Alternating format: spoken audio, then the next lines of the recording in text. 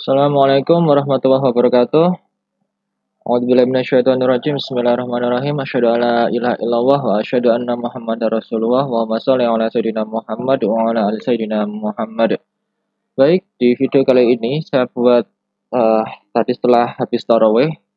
Insya Allah akan saya posting besok ini untuk mata kuliah saya teknologi bahan konstruksi untuk kelas A dan kelas C akan saya buat mungkin akan saya upload baik itu di YouTube maupun di SIM mungkin sekitar besok jam 7 atau jam 8 nanti sambil kalian sambil bisa mendengarkan dan kemudian nanti di akhir video akan saya berikan satu tugas ya tiga tugas semacam pretest gitu nanti ada sekitar 4 sampai 5 soal yang perlu kalian kerjakan nanti bisa kalian kerjakan mungkin saya akan kasih waktu batas waktu pengerjaan tugas 2 atau 3 hari nanti sambil kalian pantau baik itu di grup WA maupun di SIM akademik Unisula. Baik.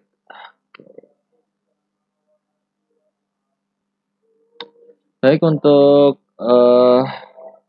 materi pertama kemarin mungkin minggu kemarin sudah saya sampaikan di SIM akademik Unisula di hari Jumat kemarin ya saya posting tentang kalau nggak salah tentang materi tentang kayu.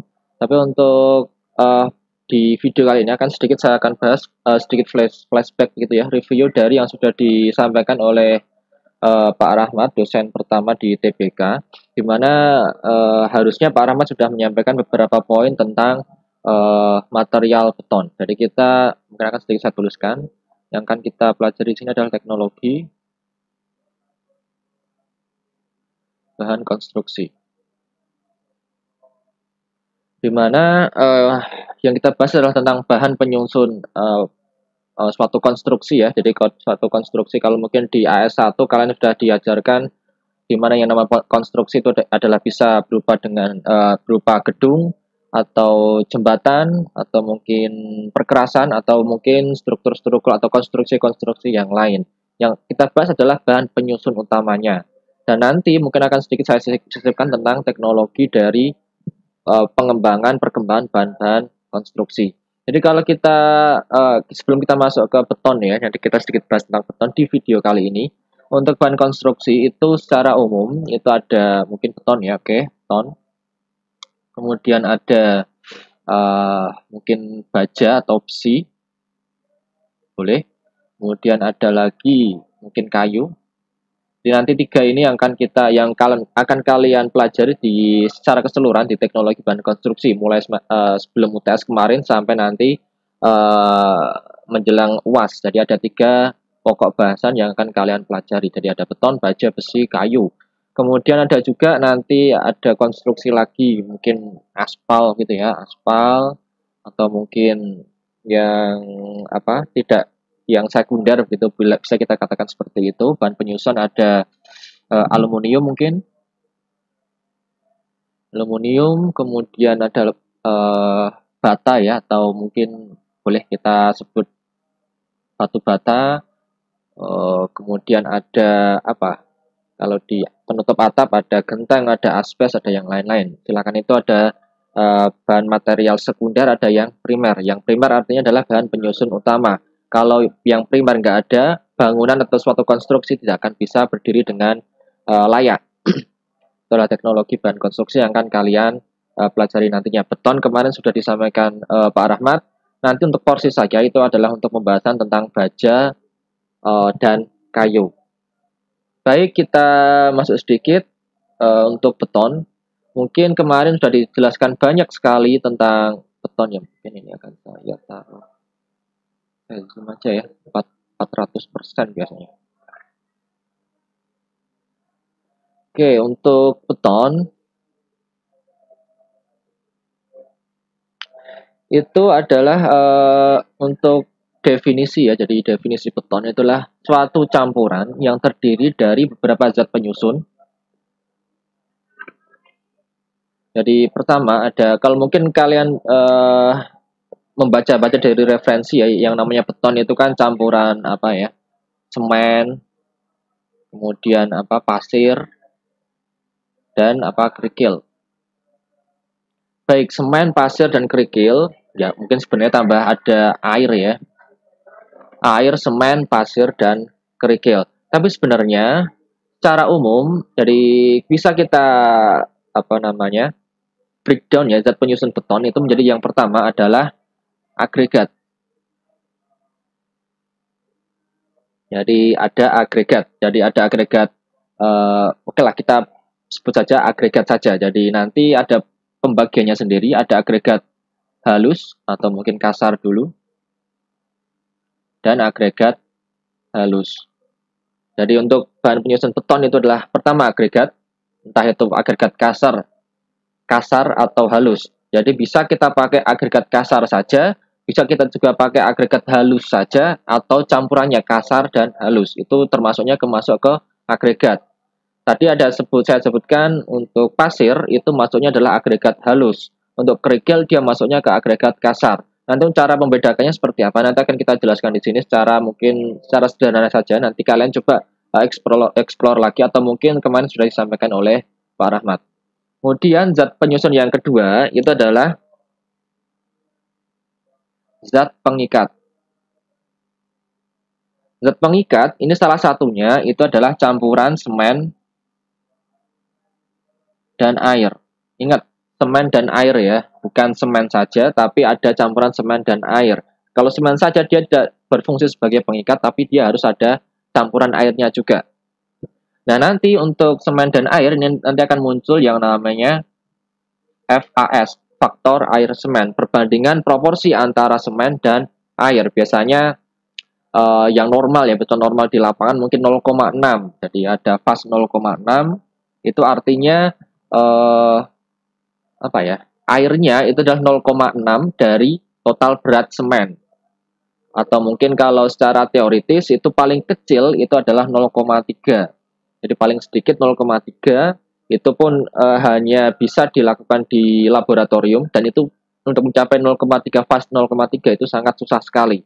Jadi 0,3 adalah berat air atau kalau berat air itu kan sama dengan volume air ya karena berat jenisnya 1000 itu ya 1000 kg per meter pangkat 3. Beratnya air atau volume air itu adalah 0,3 dari beratnya semen. Jadi ingat perbandingannya adalah perbandingan berat itu adalah faktor air semen, perbandingan antara air dan semen. Salah satu ini ya zat pengikat, kembali lagi bahan penyusun beton. Zat pengikat salah satunya adalah semen dan air. Kemudian contoh yang lain mungkin nanti akan muncul apa ya? Ada fly ash. Walaupun ini fly ash ini juga sifatnya bukan sebagai pengikat secara apa namanya 100% keseluruhan total ya, tapi dia fly ash ini fungsinya adalah untuk mengurangi semen. Kita tahu yang namanya semen itu adalah merupakan zat yang kurang ramah lingkungan ya, dari mulai apa tambangnya, penambangan. Kalau mungkin kalian baca berita begitu, penambangan apa namanya semen, kemudian penambangan kapur maaf ya yang akan dijadikan semen, kemudian proses produksi semen itu juga membutuhkan energi yang power yang sangat besar sekali. Artinya di semen ini perkembangan zaman sekarang di bagaimana caranya insinyur kita itu bisa mengurangi penggunaan semen, yaitu salah satunya dengan substitusi menggunakan fly ash. Jadi fly ash, jadi semen tetap ada, kemudian ada fly ash, kemudian tetap dicampuri dengan air. Jadi semen plus fly ash plus air. Jadi biasanya fly ash itu setahu saya itu paling besar itu mungkin sampai 50%. Lebih dari itu mungkin dia tidak akan mengikat secara sempurna. 50%, 30% atau mungkin 15% itu yang mungkin kalau kalian bisa beli di ready mix konkret. Itu ada fly ash. Jadi fly ash plus semen plus air. Atau kemudian ada juga bahan pengikat lainnya selain bahan semen itu kita bisa gunakan aspal. Boleh. Jadi aspal itu juga sebenarnya masuknya ke beton ya. Beton itu nggak melulu tentang semen dan air ya, tapi juga bisa menggunakan bahan pengikat aspal. Atau mungkin kalau kalian ambil bahan pengikat yang lain mungkin zat kapur. Atau kalau di zat kimiawinya itu zat yang mengandung zat silika. Dia akan mengikat, ada ikatan kimiawi antara zat silika dengan air. Itu akan menghasilkan pengikat yang sangat bagus. Itu contoh satu zat pengikat. Kemudian ada juga zat apa ya? Zat tambahan atau zat aditif. Di mana zat aditif ini sifatnya adalah optional. Boleh ada, boleh tidak. Tapi yang utama itu adalah agregat dan zat pengikat itu harus ada. Kalau hanya zat pengikat ya nanti dia hanya ya zat pengikat saja. Tapi kalau ditambah dengan agregat maka dia sudah masuk ke definisi dari beton. Jadi zat penyusun beton itu adalah yang paling utama itu adalah ada agregat dan zat pengikat. Zat tambah itu nanti ada optional. Sedikit zat tambah sebelum kita masuk ke agregat ya. Zat tambah itu bisa kita pecah menjadi dua, breakdown menjadi dua. Yang pertama ada zat bahan tambah kimiawi atau bukan buatan ya. Kimiawi itu kan ya buatan. Zat kimiawi dan zat dari yang berasal dari alam. Zat kimiawi mungkin sudah disampaikan di kuliahnya Pak Rahmat, itu ada 6 tipe kalau nggak salah ya. Ada plasticizer, super plasticizer, ada retarder, ada akselerator, dan seterusnya. Ada beberapa tipe yang perlu diketahui. Kemudian zat alam itu bisa kita gunakan, mungkin contohnya menggunakan gula ya. Gunakan gula ini fungsinya seperti retarder, atau memperlambat proses pengerasan campuran beton. Jadi kalau di kimiawi itu ada yang sifatnya plasticizer, atau sifatnya itu melunakkan dari campuran beton. Jadi hubungannya dengan faktor air semen tadi ya, semakin kecil faktor air semen maka kekentalan campuran beton akan semakin tinggi, artinya semakin kental. Semakin pasnya kecil maka dia beton itu semakin kental, susah diolah. Maka kita bisa gunakan plasticizer, zat tambah kimiawi tipe plasticizer untuk melunakkan campuran beton, membuat plastis dari campuran beton, plasticizer. Kemudian ada yang namanya retarder. Retarder ini adalah tadi yang saya sampaikan untuk memperlambat pengerasan campuran beton. Jadi campuran beton pengerasan itu biasanya ada hitungannya menggunakan setting time. Setting time beton, di mana setting time itu juga dibagi dua sebenarnya. Ada initial set, ada final set, final setting time beton. Kalau initial set itu artinya adalah proses di mana dia itu mulai boleh ya sebenarnya ya batas awal dia tidak boleh dibongkar-bongkar. Tapi walaupun gimana ya? Jadi inisial mungkin akan saya tuliskan angkanya dulu. Initial set itu batasnya sekitar 4 jam. Kalau final set itu batasnya sekitar 8 jam. Ini yang beton yang normal ya. Jadi ini initial set itu adalah jika campuran beton itu batas 4 jam ini adalah beton boleh diubah-ubah bentuknya. Jadi dari mungkin truk mixer begitu, kemudian ditaruh di bucket konkrit gitu, kemudian dari bucket ini nanti disalurkan ke casting. Itu batasnya adalah di batasan initial setting selama kira-kira 4 jam kalau normal. Kemudian kalau final set, kalau udah mulai final set atau udah melebihi dari initial set ini ya, melebihi dari 4 jam itu, beton ketika diubah bentuknya, maka dia akan tidak akan bisa mengeras secara sempurna.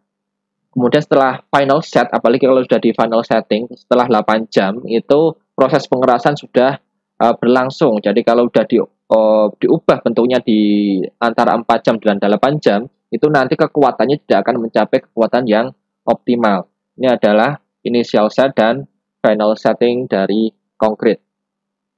Jadi retarder adalah untuk memperlambat proses pengerasan, baik itu initial set maupun final set. Jadi misal ada suatu proyek gitu, proyeknya ada di Semarang, kemudian misal kalian pesan beton gitu dari ready mix, lokasinya misal di Magelang gitu, atau mungkin di yang agak jauh kalian ya di Solo begitu ya. Dari Solo ke Semarang itu mungkin lebih dari 4 jam, mungkin 8 jam, karena truk itu kan jalannya lambat gitu. Kemudian apalagi nanti ada kendala di jalan, ada macet, ada mungkin kerusakan jalan, akhirnya terhambat gitu, melebihi dari initial set, maka kita bisa gunakan yang namanya retarder untuk memperlambat atau memperlama setting time. Jadi misal bisa kita perlambat setting time bisa menjadi 10 jam atau 12 jam, itu bisa. Itu adalah untuk retarder. Dan di zat alam itu retarder itu kita bisa gunakan gula atau mungkin masih yang berbentuk cairan tebu. Jadi misal ini juga perlu ada kehati-hatian. Misal ada proyek ini ya, rigid ya, jalan rigid beton gitu, rigid beton di mana lokasinya berada di samping kebun tebu gitu ya. Jadi samping kanan kiri itu ada tebu begitu. Kemudian orang asal buang begitu tebu di campuran beton kita, maka itu akan menjadi memperlambat. Kemudian yang namanya zat tambah ini juga istilahnya kan obat ya, kalau kita sebut di lapangan itu adalah obat beton. Yang namanya obat itu ada overdosis obat. Jadi kalau tadi yang saya sebutkan gula ini itu terlalu campuran gula ini, persentase gula atau mungkin campuran retarder atau plasticizer itu overdosis, maka itu juga akan merusak dari campuran beton. Itu harus ada ukurannya. Maka lebih bagus memang kita harus pakai di zat aditif menggunakan zat kimiawi karena sudah ada dosisnya sekian. Kalau kita bisa gunakan gula ya kita harus tahu ini kadarnya seperti apa. Kita harus ada uji coba terlebih dahulu. Untuk gula mungkin dengan zat yang lain mungkin boleh. Ini saya berikan contoh satu dulu untuk yang zat tambah yang merupakan dari bahan alam.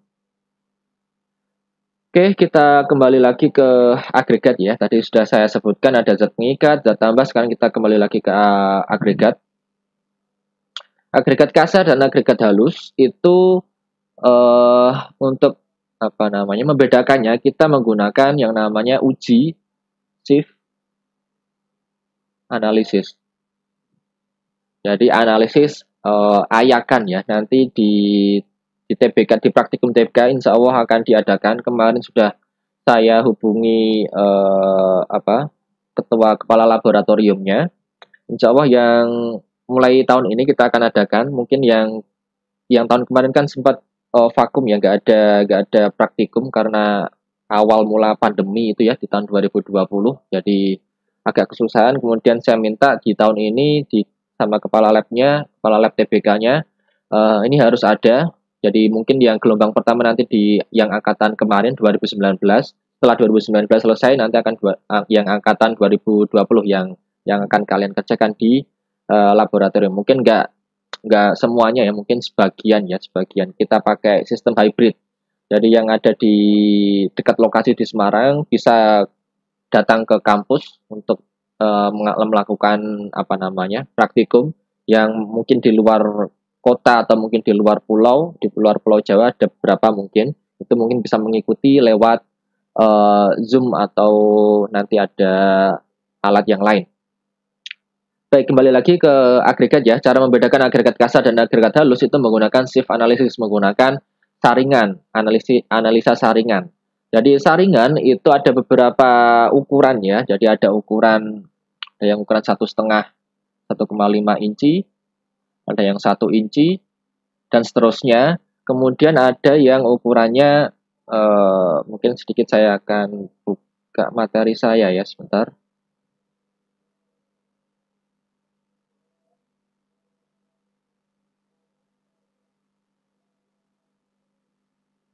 Jadi saringan itu ada beberapa, yang paling besar itu saya tahu saya ada 1,5, kemudian yang paling kecil dia semakin besar itu semakin ke bawah dia semakin mengecil gitu. Nanti kalau kalian lihat kalau kalian bisa masuk ke laboratorium, kalian akan lihat itu saringannya.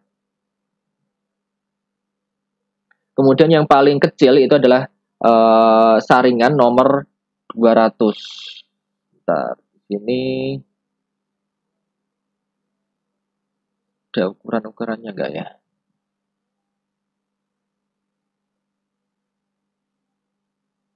Oke ya, benar ya, ada yang ukuran 1,5 inci itu ukuran jaring-jaringnya ya, ukuran jaring-jaringnya itu kan kira-kira mungkin kalau kalian mungkin sambil kalian nanti ya searching Google ya shift analysis bentuk saringannya seperti apa, Enam saringan itu kan ada kawat-kawatnya itu ya. Jadi ukuran yang 1,5 inci ya, kalau kita konversi ke mili ya 39 milimeter. Kemudian ada yang ukuran 1 inci. Jadi kalau dikonversi ya 25. Atau mungkin di sini akan saya copy saja ya. Mungkin kalau kalian nggak kelihatan. Semoga bisa. Oke. Jadi ini ya. Oke, mungkin akan saya hapus yang tadi. Jadi ada yang ukurannya 1 inci, tadi 1,5, 39 mili, 1 inci ukurannya 25 mili, 3/4 inci, 1,5 inci, 3/8 inci, kemudian mulai 3/8 ini ada saringan nomor 4. Jadi memang namanya adalah saringan nomor 4, number 4. Kemudian nomor 4, nomor 8, 16, 30, 50, 100, 200. Ukurannya adalah seperti ini inci, ini nama ya mungkin ya. Nama, kemudian yang sebelah kanan ini, tabel kolom sebelah kanan ini adalah ukuran dalam milimeter. Nah, kemudian cara membedakan agregat kasar dan agregat halus itu adalah di sini. Jadi saringan nomor 4. Jadi bagi benda apapun, jadi namanya adalah benda apapun yang dia tertahan oleh saringan nomor 4, artinya besarnya lebih dari 4,75 mili, maka dia masuknya adalah agregat kasar. Kemudian benda apapun yang dia lolos saringan nomor 4, artinya yang ukuran butirannya kurang dari 4,75 mm, dia adalah definisinya adalah agregat halus. Jadi batasnya adalah saringan nomor 4. Itu adalah yang membedakan nama antara agregat kasar dan agregat halus. Benda apapun itu, entah itu berupa batuan atau batuan alam ya, batuan alam, mungkin batuan buatan atau ya benda apapun itu. Jadi sekarang kalau di agregat kasar, maaf ini akan saya hapus lagi di sini.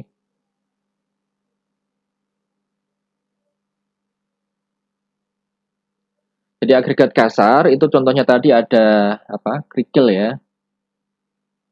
Kemudian misal contoh lain selain kerikil itu ada misal potongan, misal potongan genting ya. Genting apa genteng? Ya silakan terserah kalian kalau di daerah ya, genting, genteng, gendeng atau apa. Silakan, genteng yang atap itu ya. Tahu ya. Semoga bisa dipahami. Kemudian ada lagi yang pernah dipakai itu ada potongan potongan karet mungkin. Karet ban luar ya, ban luar. Artinya yang ukurannya lebih dari 4,75 mm. Kemudian contoh lagi ada mungkin bola-bola besi. Bola besi yang dimana ukurannya lebih dari 4,75. Kemudian ada lagi contoh koral ya. Koral atau batu apung boleh. Kerikil atau split. Di kerikil itu biasanya membedakan kerikil dan split. Yang namanya kerikil itu yang batuan alami ya, memang yang ukurannya sudah secara terbentuk secara alam. Kemudian kalau split itu biasanya yang awalnya batuan besar begitu, yang ukuran diameter mungkin sampai 1 meter atau lebih, kemudian dia dipecah secara menggunakan alatnya namanya crushing mesin. Jadi alat untuk memecah batuan-batuan yang sangat besar menjadi ukuran-ukuran tertentu menggunakan crushing mesin. Ini alam ya. Yang ini menggunakan crushing mesin. Kemudian contoh lagi agregat kasar, ya pokoknya benda apapun itu yang dia ukurannya lebih dari 4,75. Jadi misal saya berikan contoh lagi ada pecahan mungkin pecahan beton ya, beton. Ini nanti akan muncul namanya dari pecahan beton yang lama ya, mungkin namanya beton daur ulang.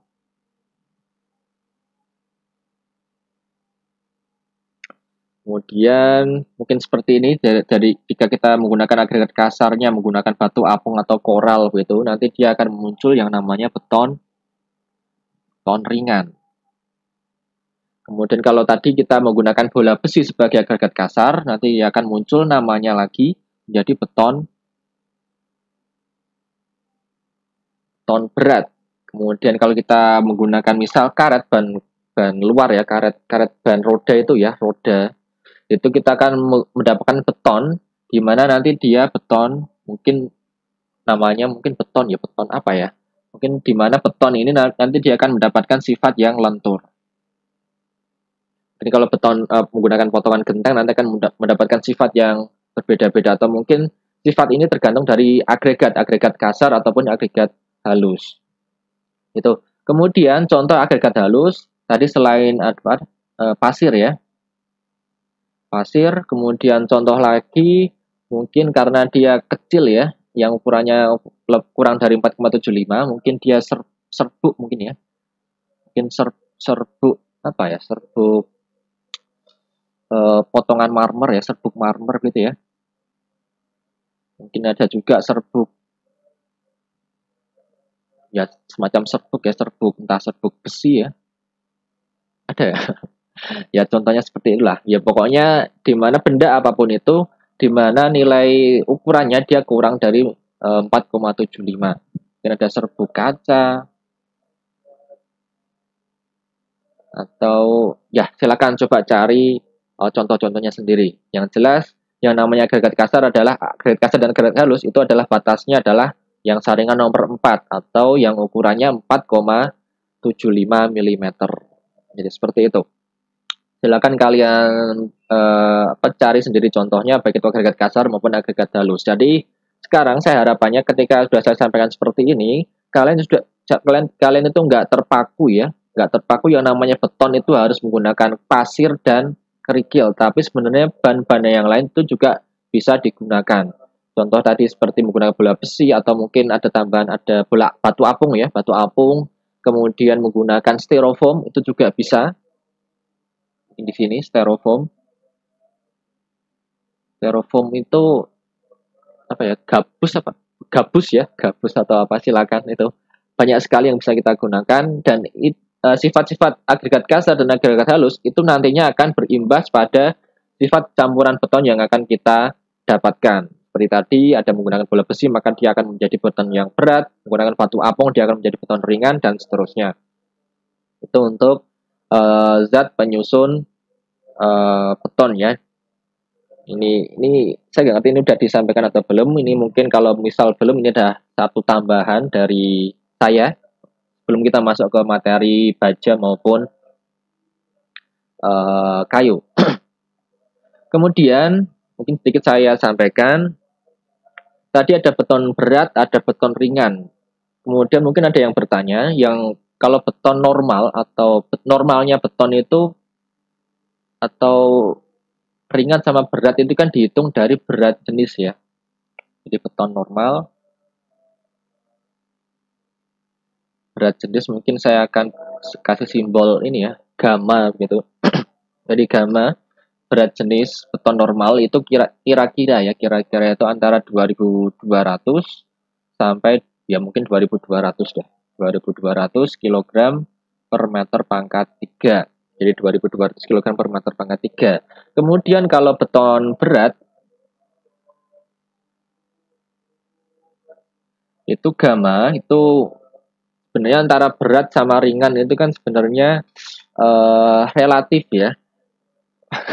Ya namanya memang relatif karena memang patokannya juga belum ada yang mengikat secara pasti ya. Jadi kira-kira yang namanya beton berat ya kisarannya kita gamanya berat jenisnya itu di atas 2400 kg per meter pangkat 3. Mungkin kalian akan jumpai referensi mungkin kalau di entah itu di buku, entah itu nanti kalian jumpai di lapangan secara langsung. Yang namanya beton berat mungkin ya ada yang ngasih batasan itu 2500, ada yang ngasih batasan 2800. Ya yang penting normal, kalau beton normal kan 2200 atau kalau ada beton bertulang gitu, beton bertulang dengan baja itu sekitar 2400. Ya kisarannya 2200 sampai atau mungkin 2100 sampai 2400 lah. Kita ambil tengah-tengahnya beton normal itu 2200. Kalau lebih dari itu maka disebut saja dengan beton yang berat, beton yang nggak normal gitu ya, beton berat kalau lebih dari 2400. Kemudian ada beton ringan. Ini juga sama, beton ringan itu kan yang namanya ringan berat itu kok saya sampaikan tadi relatif. Biasanya ya kurang dari 1.800 itu baru disebut dengan beton ringan. Atau bahkan mungkin dari penelitiannya Prof. Imam di penelitian di S3, kalau kalian punya kesempatan datang ke kampus gitu, sepertinya benda ujinya masih. Jadi ada penelitian tentang beton ringan, beton yang mengapung. Jadi beton memang dari struktur beton begitu, tapi dia bisa mengapung di atas air. Artinya apa? Kalau mengapung di atas air, artinya nilai gamma atau berat jenisnya itu kurang dari 1.000. Bahkan sampai seperti itu. Jadi bisa sampai mengapung. Itu untuk struktur-struktur apung. Jadi ya caranya bagaimana bisa membentuk beton ringan, ya berarti ya kita harus mengganti agregat kasar atau mungkin agregat halusnya, atau mungkin ditambahi suatu kombinasi struktur-struktur dengan atau struktur-struktur yang lain. Itu ada beton berat, beton normal, dan beton ringan.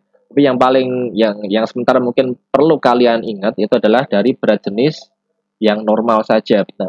Beton normal mungkin akan sedikit saya tambahi, itu biasanya sekitar 2.200 sampai mungkin maksimalnya 2.400. Ini akan kalian jumpai di perhitungan-perhitungan nanti di mungkin di semester 4 ya, 4 atau 4, 5, 6 ke atas dah. Itu kalian harus hafal berat jenis dari beton normal.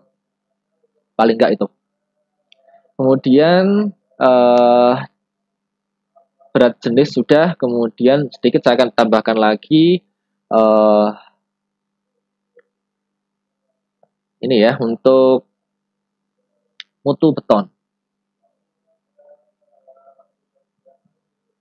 Mutu beton itu sebenarnya ada dua. Ada mutu beton K, ada mutu beton FC aksen. Misal ya, mutu beton K300. Yang dinamakan mutu beton K300 atau ya kelah 300 nggak apa-apa lah. Mutu beton K300 itu artinya apa artinya? Jadi di beton ini ya, artinya mungkin saya akan tuliskan di sini. Tapi sebenarnya bukan betonnya ya, tapi benda uji beton.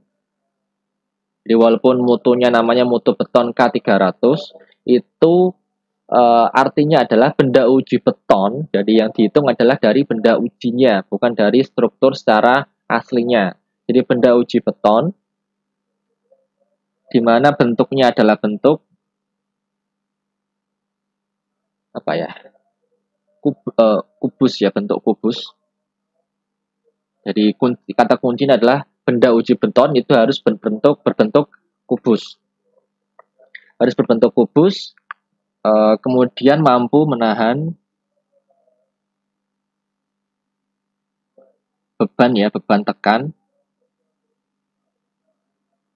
Besarnya adalah 300 kg per senti ya, per sentimeter pangkat 2, benar ya, per senti. Ya, sepertinya per senti. Apa per meter ya? Saya agak lupa. Sebentar saya akan pause, agak sakit. Maaf, tenggorokan agak sakit. Jadi tadi ya, mutu beton K300 itu adalah berdasarkan benda uji beton yang berbentuk kubus, di mana benda uji ini mampu menahan beban tekan. Jadi bebannya adalah beban tekan sebesar 300 kg per cm pangkat 2. Kemudian kalau FC, misal FC-nya adalah FC misal ya, FC20, itu adalah benda uji berbentuk silinder. Jadi benda ujinya adalah berbentuk silinder, mampu menahan beban tekan ya, itu 20 MPa atau 20 MPa itu satuannya Newton per milimeter pangkat 2. Jadi 20 MPa atau 20 Newton per milimeter pangkat 2. Jadi itu bedanya mutu beton K dan mutu beton FC itu ada perbedaannya ada di bentuk benda uji. Kalau K kita menggunakan kubus, kalau FC menggunakan silinder. Jadi kubus itu ukurannya adalah saya akan sedikit gambarkan di sini. Ya kira-kira ya. Ini 15 15, 15, 15 ya.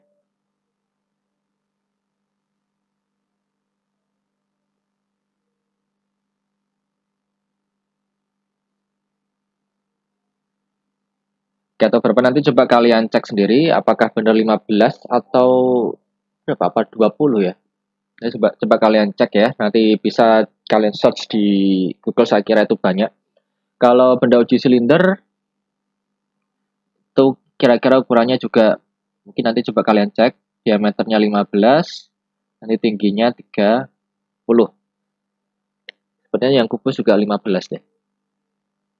Yang jelas poin yang mau saya sampaikan di sini, perbedaan mutu beton K dan FC itu adalah dari bentuk benda ujinya. K itu kubus, FC itu silinder. Nah, sekarang yang jadi permasalahan, orang konstruktor ya atau insinyur kita di Indonesia itu sebenarnya lebih senang menggunakan mutu beton K, penyebutannya K karena satuannya kilogram, kilogram sama senti. Kalau Newton itu kan mungkin agak asing gitu ya. Kita lebih familiar menggunakan mutu beton K. Tapi masalah di lapangan itu seringnya benda uji yang digunakan itu adalah benda uji silinder. Jadi karena memang benda uji silinder itu dari cetakannya itu lebih praktis daripada benda uji kubus. Artinya di lapangan seringnya menggunakan benda uji silinder, tapi kita maunya pakainya mutu K. Nah, itu sebenarnya ada konversi dari antara mutu beton K ke mutu beton FC. Itu sebenarnya konversi ya. Konversi dari K ke FC itu sebenarnya ada dua langkah. Jadi langkah pertama adalah konversi satuan. Ya tinggal Newton diubah jadi kilogram, kemudian milimeter pangkat 2 diubah jadi cm atau apa tadi ya, dari K ke FC biar berarti ya kilogram ke Newton, centimeter pangkat 2 jadi milimeter pangkat 2 dikonversi satuan biasa. Kemudian yang kedua itu ada konversi konversi apa ya, bentuk bentuk benda uji. Itu kita gunakan angka 0,083 atau 0,083 ya. 0,83 angkanya adalah 0,83. Jadi dikonversi satuannya, kemudian kita konversi lagi dari bentuk apa namanya? Kubus ke silinder itu, kalau kubus ke silinder itu dia dibagi 0,83. Misal ya, kita coba ini apa ini? Yang tadi ya. Misal ada K 300. Satuannya ini kan kilogram atau K 300 ke FC itu FC aksen itu berapa sih angkanya kan gitu ya. Jadi 300 itu kan 300 kilogram per sentimeter pangkat 2 gitu ya. Kemudian kita akan konversi ke FC di mana FC itu satuannya, kita pertama yang konversi satuan ya. Satuannya adalah Newton per milimeter pangkat 2. Jadi 300 kilogram, sebenarnya kan sini kan kita bisa tambahkan ini ya. 300 dibagi 300 kilogram dibagi 1 cm pangkat 2. Sekarang kita ubah dari 300 kilogram ke Newton. Itu uh, berapa ya? Biasanya kalau di lapangan senangnya dibagi 10 ya. Jadi 1 kilogram itu kalau di lapangan biar cepat ya 1/10 Newton. Ya keliru ya. Jadi 1 kilogram sebenarnya pembaginya adalah bukan 10 tapi gravitasi atau 9,81 Newton. Sekarang kita coba hitung ya. Kalau kalian punya kalkulator silakan coba kalian hitung. Saya punya kalkulator sendiri di komputer saya 300. Sekarang 300 kilogram dibagi menjadi 9,81. Jadi 300 dibagi 9,81 hasilnya adalah berapa itu? 30,59.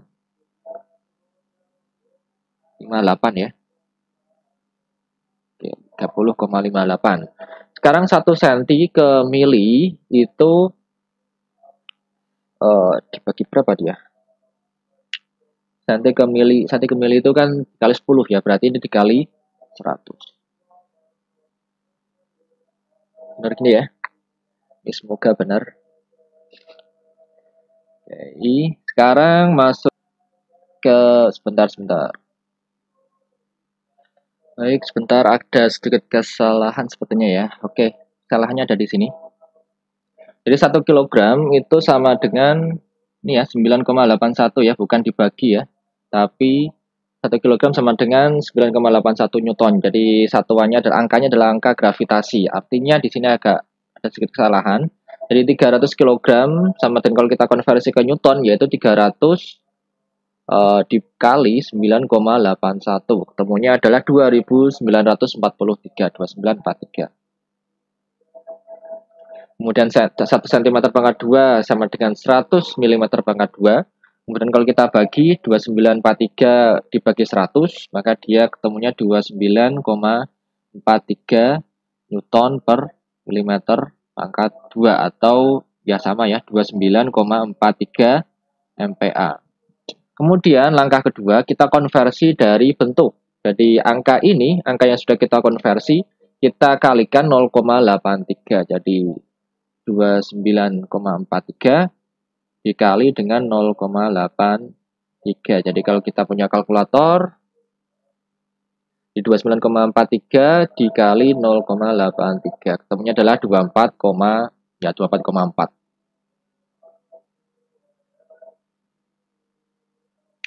Jadi K300 itu setara dengan FC 24,4. Atau mungkin ada yang membulatkan ke atas 24 ya FC 25 itu kira-kira untuk K300 kira-kira seperti itu. Ini untuk perhitungannya. Atau kadang juga untuk kalau di lapangan memang karena memang pengennya lebih cepat gitu ya, 1 kilogram dianggapnya 10, maka langsung saja 300 kilogram jadi kali 10 ya, 300 kali 10 menjadi 3000, 3000 dibagi 100 menjadi 30, 30 dikali 0,83 ya ketemunya 24, sekian. Jadi kira-kira seperti itu. Ini sudah uh, sama antara K300 dengan FC 24,4. 24, sekian ya, sama. Itu untuk yang mutu. Jadi mutunya tadi sudah saya sampaikan, ada mutu beton K, ada mutu beton FC. Ini sepertinya kemarin sudah disampaikan Pak Rahmat. Ini sekilas saja review dari yang sudah kalian dapatkan.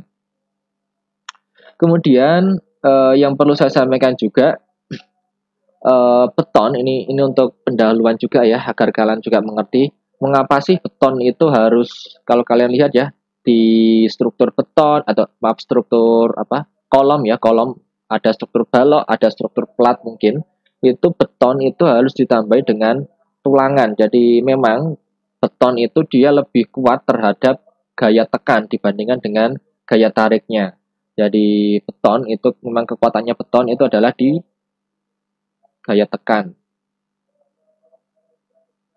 Jadi gaya tariknya dia itu hanya bisa menahan mungkin sekitar 30% dari gaya tekan. Jadi kalau misal beton itu tadi ya, mutunya dia K300 gitu, bisa menahan beban 300 kg atau mungkin hitungnya yang mudah ya, misal bisa menahan gaya tekannya 100 kg, maka beton tariknya dia hanya bisa menahan sekitar 30 kg. Jadi hanya 30%-nya saja dari kekuatan tekan. Makanya di lapangan sering juga ada kombinasi komposit antara beton dan baja. Makanya tadi saya sampaikan berat ini ya, kalau hanya betonnya saja itu kira-kira 2100 sampai 2200.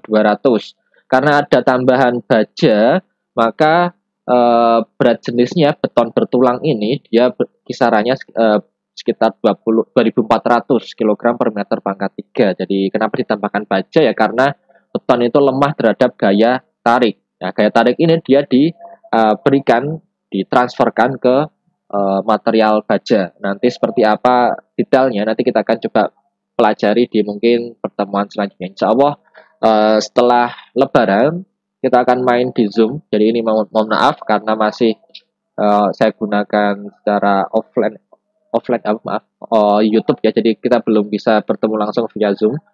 Nanti kita jadwalkan saja, nanti saya harap nanti kelas A dan kelas C akan digabung jadi satu kelas di kelas Zoom. Nanti kita buat kelas besar, insya Allah bisa. Nanti entah kita pakai yang jamnya kelas A, Senin kalau nggak salah, Senin jam 7, atau kita pakai yang di hari Jumat jam 7. Nanti kita coba diskusikan lagi di masing-masing WhatsApp grup. Baik, itu yang sudah saya sampaikan di ini ya, di video kali ini. Semoga bermanfaat. Kurang lebihnya mohon maaf. Assalamualaikum warahmatullahi wabarakatuh.